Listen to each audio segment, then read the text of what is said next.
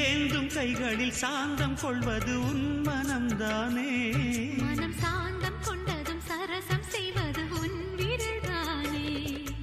கொடியிலே நீ ஒருத்தி பொத்து விட்ட செம்பருத்தி.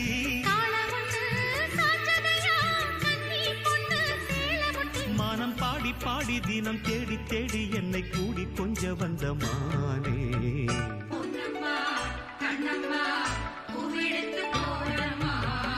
தூக்கணாம் குருவி 2 துளியிலாடுதம்மா. தூக்கம் வரும் வேளையில் கூட லாலிகள் பாடுதம்மா.